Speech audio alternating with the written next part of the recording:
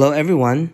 This video would focus on simplifying radical expressions by rationalizing the denominator. And this is the second part. In this part, we are going to use conjugate to rationalize radical expressions. Before we go further, please feel free to check out the description box below for the link of the other series of topics related to radical expressions. Before we jump into these examples right here, let's have a review on the parts and definition of radical expressions. Please remember that these are the parts of every radical expression. The first part is the radical symbol. The reason why this is called radical expression is because it is an expression that contains the radical symbol. Our A here is called a coefficient. A coefficient is a number multiplied to the radical expression. And the letter N here is called the index. This tells you which root you're looking for. Please remember that if the value of the index is not written in there, it means that that invisible number is 2. We also have a letter C, and this letter C is named as the radicand. A radicand is the value that you are taking the root of. So this expression that we have here is read as A times the nth root of C. So this is read as square root of 36. So if we wanted to know what is the value of square root of 36, we can go ahead and equal this whole expression to x. So this is read as square root of 36 equals x. Now we are going to rewrite this into its equivalent exponential form. This expression or this equation that we have here means that x squared is equal to 36. What is x? So if you notice, our x here becomes the base of the exponential form, while our index of 2, which is invisible, becomes the exponent in the exponential form, and our radicand, which is 36, will become the answer to the exponential expression. What we're trying to do right now is we're supposed to determine the value of x such that when we multiply this x by itself twice, it will give us 36. Meaning if we have blank times blank equals 36, and it should be the same number. So then these two numbers would be 6 times 6. So 6 times 6 is 36. And so we can go ahead and rewrite this as 6 squared equals 36. And so this tells us that our x is 6. So then this square root of 36 then will equal to 6. So that's how we evaluate radical expression. So these are the parts and definition of radical expressions. Okay, since we will be simplifying radicals in the denominator using conjugates, let's have a review on the definition and how to determine the conjugates of radical expressions.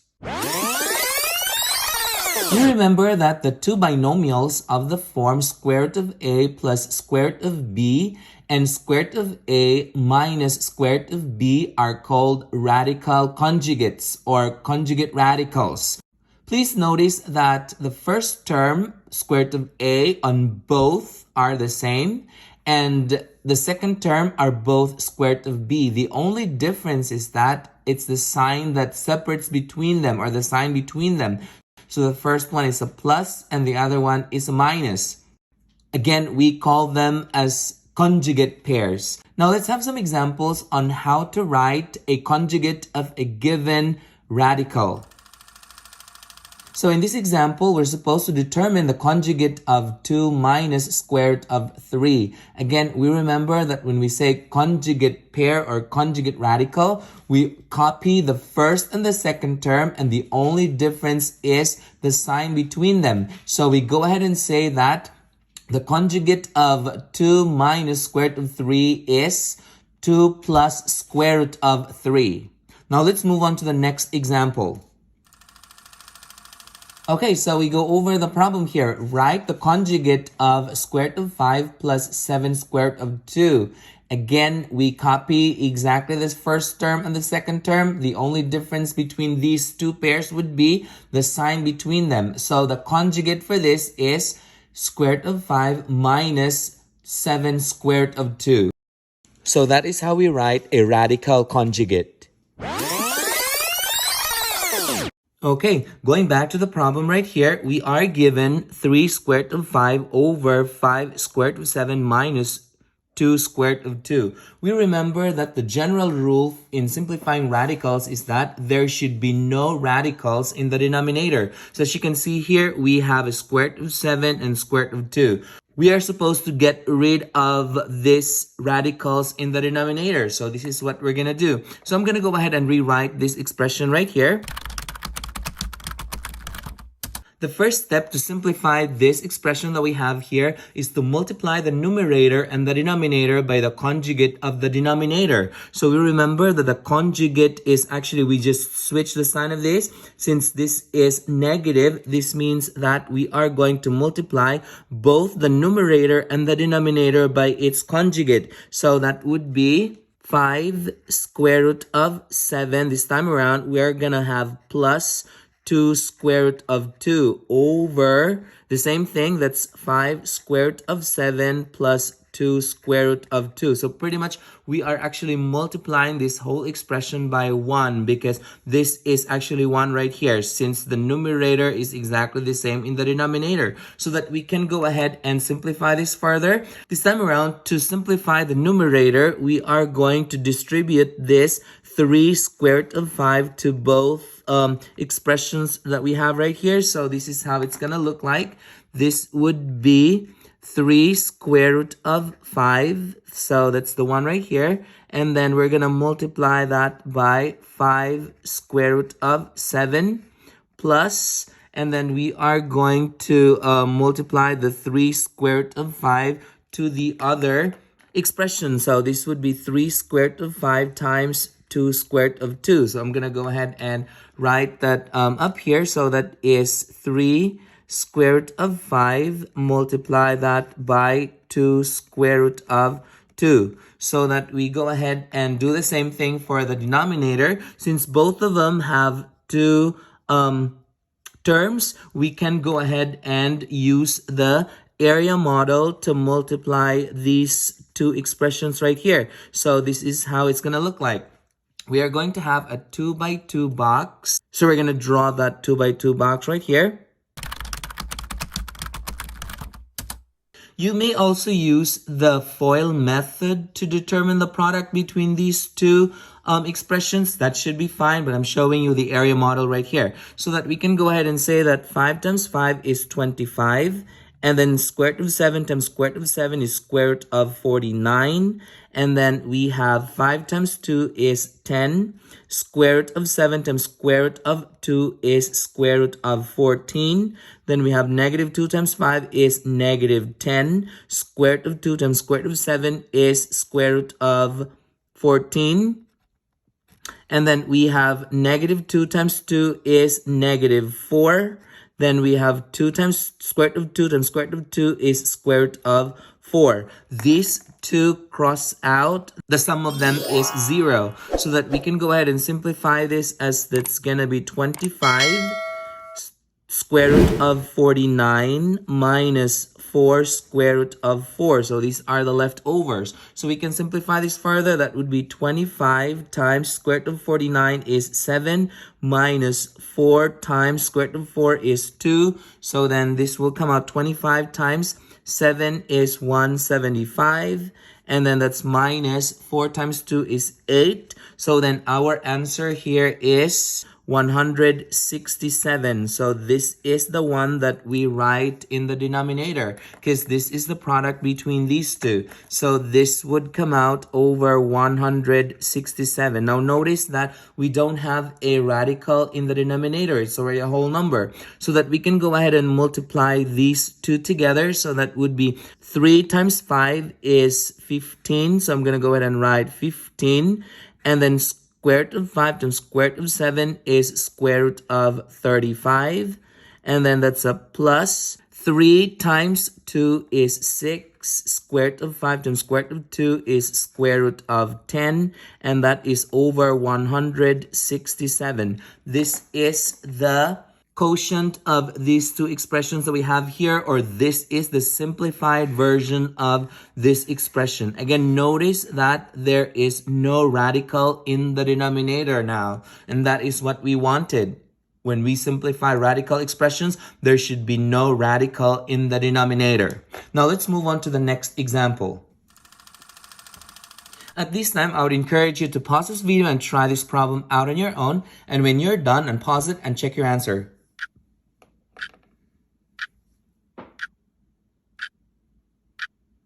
Okay, so we go over the problem here. We're supposed to determine the quotient for this, or we're supposed to simplify this in such a way that there is no radical in the denominator. So I'm going to go ahead and rewrite this expression up here. Okay, the first step is to multiply the numerator and the denominator by the conjugate of the denominator. So the conjugate for this, since this is a plus, we are going to make this into a minus. So we're going to multiply the numerator with 3 square root of 2, exactly the same thing as this, but we're just gonna have to switch the sign of this. So 3 square root of 2 minus 2 square root of 5 over, is the same thing, 3 square root of 2 minus 2 square root of 5. So that we go ahead and distribute this 4 to each of the terms on the numerator. And I am going to write the answer on the side here. Okay, so this is the product of the numerator. I distributed the 4 to each of the terms. Now, again, we are going to use the area model, or you can use the FOIL method to simplify the denominator here. We can go ahead and show the work down here. So I am going to use the area model for this. This is how it's going to look like.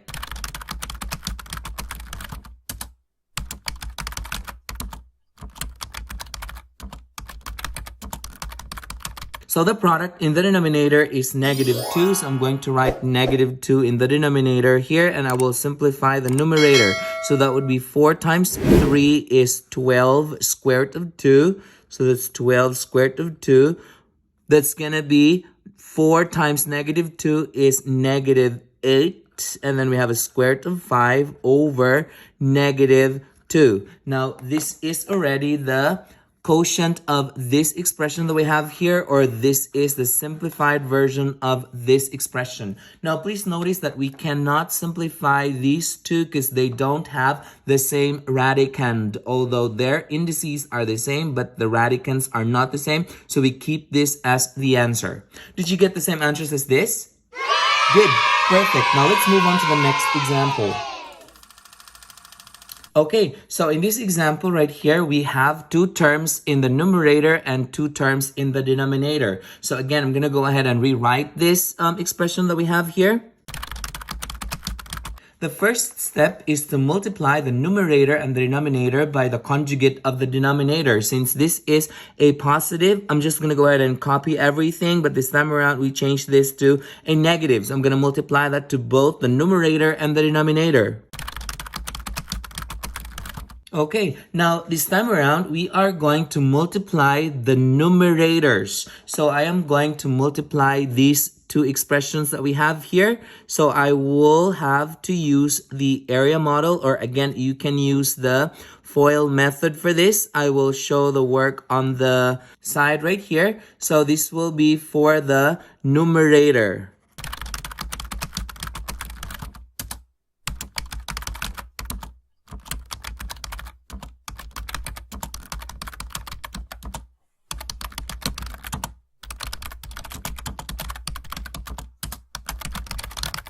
Okay, so we already have the answer to the numerator here.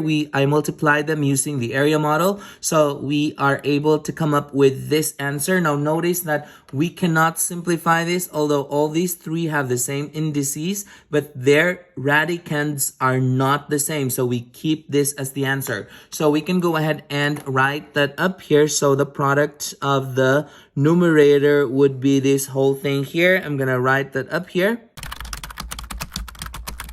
And we are going to show the product between these 2 denominators here. So I'm going to go ahead and show that work on the side right here.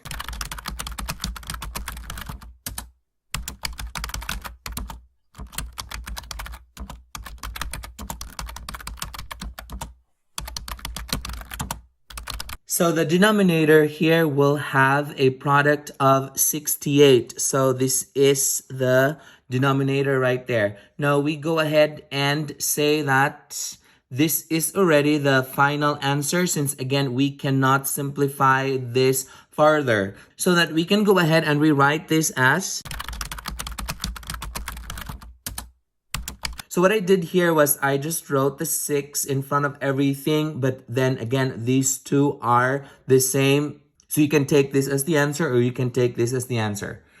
That's it. If you found this video helpful, hit like and subscribe for more math videos. See ya!